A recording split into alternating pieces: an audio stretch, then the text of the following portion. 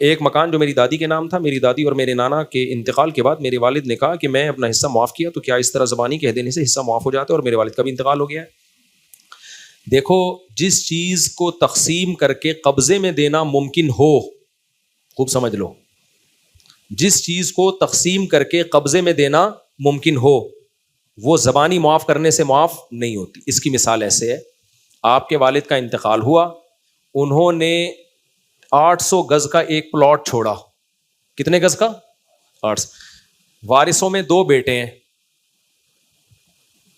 اور کوئی وارث ہے بھی نہیں، تو 800 گز میں سے 400 ایک کا ہوا اور 400 یہی ہوگا نا؟ نہیں آئی بات سمجھ میں؟ تو یہ 800 دونوں میں کیا ہے؟ مشترک۔ اب ہر جز میں دونوں شریک ہیں، ایسا نہیں ہے کہ 400 یہ والا اس کا اور 400 گز یہ والا اس کا۔ ابھی جب تک تقسیم نہیں ہوا ہے تو ہر مٹی کے جز میں دونوں کیا ہیں؟ برابر کے شریک ہیں۔ اب یہ پلاٹ ایک ایسی چیز ہے جس کو دونوں بھائی بیچ سے ڈیوائڈ کر دیں تو یہ استعمال کے قابل رہے گا۔ 800 گز کا پلاٹ ہے، اس کو تقسیم کر کے 400 اس کو دے دیں، 400 اس کو دے دیں، کیا خیال ہے؟ تو یہ 400 میں اپنا مکان بنا لے گا اور وہ 400 گز میں اپنا مکان، یعنی یہ قابل تقسیم ہے، یہ ایسی چیز ہے جس کو ڈیوائڈ کرنا ممکن ہے۔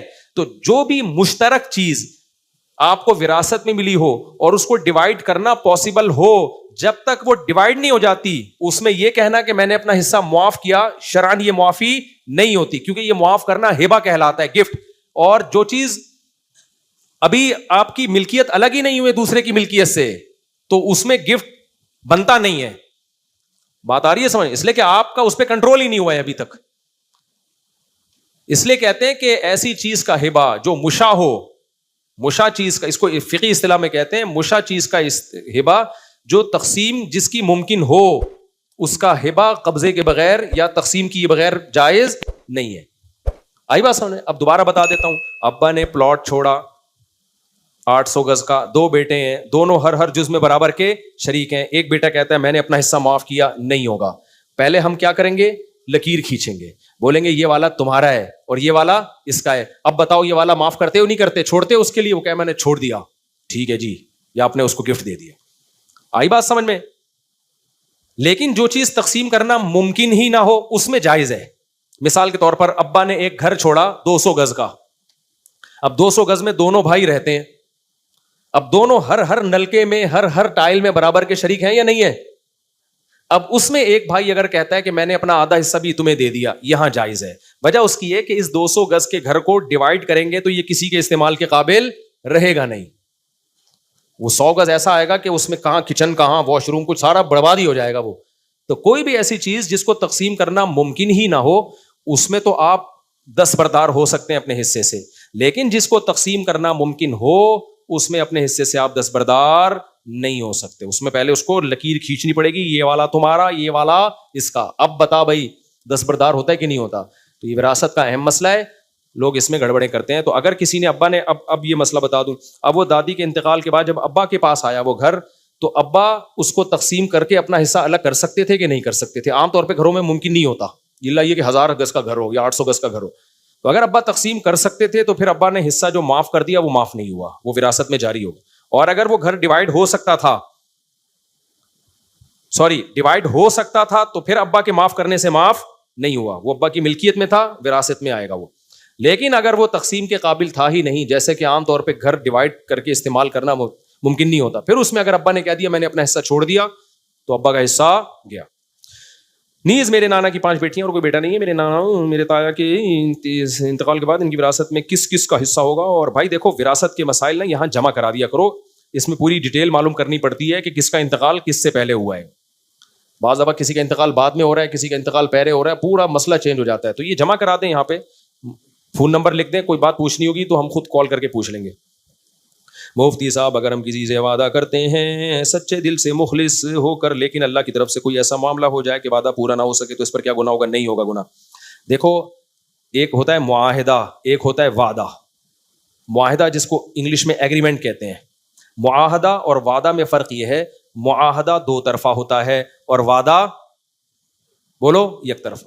معاہدہ 2 طرفے کا مطلب کیا ہے؟ 2 طرفہ کا مطلب یہ کہ آپ کسی سے کسی چیز کا وعدہ کرتے ہو اس بیس پہ کہ اس نے بھی آپ سے اس کے عوض میں کوئی وعدہ کیا ہوا ہے، دونوں طرف کا وعدہ ہوتا ہے۔ مثال کے طور پر میں اپنی گھڑی آپ کو دیتا ہوں اور اس کی قیمت فار ایگزامپل 1 لاکھ روپے لگا دیتا ہوں. اب میں نے گھڑی آپ کے ہینڈ اوور کر دی, معاہدہ اور ایگریمنٹ کا تقاضا ہے کہ آپ نے 1 لاکھ روپے مجھے دینا ہے, یہ ہر قیمت پہ دینا ہے آپ نے. معاہدے کی خلاف ورزی اسلام میں کبیرہ گناہ ہے. آپ نے کسی سے گھر رینٹ پہ لیا, معاہدہ ہوا دونوں طرف سے, ہم آپ کا گھر استعمال کریں گے اور مہینے کے آخر میں آپ کو رینٹ دیں گے اتنا. اب استعمال کر لیا, رینٹ پی گئے آپ, یہ حرام اور گناہ کبیرہ ہے. قرآن میں جہاں بھی آتا ہے نا ایمان والوں کی صفات, وہ معاہدوں کے بارے میں آتا ہے کہ ایگریمنٹ کو پورا کرتے ہیں, معاہدے نہیں توڑتے, عہد شکنی نہیں کرتے, سمجھتے ہو. اور ایک ہوتا ہے وعدہ, وعدہ ایک طرفہ ہوتا ہے. مثال کے طور پر آپ نے کہا مفتی صاحب کل میرا ولیمہ ہے, آپ آئیے گا. میں نے کہا ٹھیک ہے میں آؤں گا. اس میں آپ کا تو ولیمہ ہے ہی نا, وہ میرے اوپر تھوڑی ڈیپینڈ کر رہا ہے, یک طرفہ ہے یہ. اس کے بدلے میں آپ سے کچھ نہیں لے رہا. میں کہتا ہوں جی ٹھیک ہے میں آؤں گا, تو میں نہیں آیا, کام پڑ گیا مجھے, سمجھ رہے ہو. تو یہ توڑنا جائز بھی ہے ناجائز بھی ہے. اس کا توڑنا جب ناجائز ہے جب سامنے والے کو کوئی نقصان کا خطرہ ہو. نقصان کا خطرہ نہیں ہے تو پھر غیر اخلاقی حرکت تو ہے, لیکن اس پہ وہ وعیدیں نہیں ہے جو معاہدہ توڑنے پر ہے. اس لیے اس میں یہ کہا جاتا ہے کہ اگر آپ نے کسی سے وعدہ کیا یک طرفہ وعدہ, وہ آپ پورا نہیں کر پا رہے تو آپ اس کو اطلاع کر دیں تاکہ اس کو تکلیف بولو نہ ہو.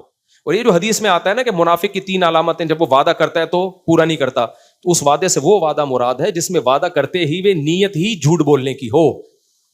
آپ نے اس کو بول دیا کل آپ کا ولیمہ ہے میں آؤں گا, دل میں ہے کہ نہیں آؤں گا. بھائی پاگل تھوڑی ہم تمہارے ولیمے, یہ جھوٹا وعدہ ہے, یہ حرام ہے. آپ نے وعدہ سچا کیا, دل میں تھا کہ میں آؤں گا, کوئی کام پڑ گیا تو نہیں جائیں آپ, کوئی مسئلہ نہیں ہے, اس سے کوئی اتنا بڑی آفت. لوگ اس کو بھی نہیں, میں نے وعدہ کیا میں پہنچوں گا. تو بھائی کیا ہو گیا کہ 20 کام انسان کو پڑ جاتے ہیں, آپ اپنے آپ کو کیوں نقصان میں ڈال رہے ہو؟ فون کر دو البتہ, تاکہ وہ آپ کے انتظار میں بیٹھا نہ رہے, تکلیف نہ ہو اس کو. تکلیف پہنچانا حرام اور ناجائز ہے. آپ کے وعدے کی وجہ سے کوئی کمٹمنٹ نہ کر کے بیٹھا ہوا, وہ اس کو فون کر دو, بھائی مسئلہ یہ ہے کہ میں نہیں آ سکتا, میرا اپنا ولیمہ ہے آج. اب جنہوں نے 4 شادیاں کرنی ہیں تو ان کا تو یہی ہے نا, کسی کے ولیمے میں اتفاق سے ان کا اپنا ولیمہ آ گیا. اب یہ تھوڑی میں وعدہ نبھانے جا رہا ہوں اگلے کے ولیمے میں. اسلام میں وعدے کی پابندی ضروری ہے.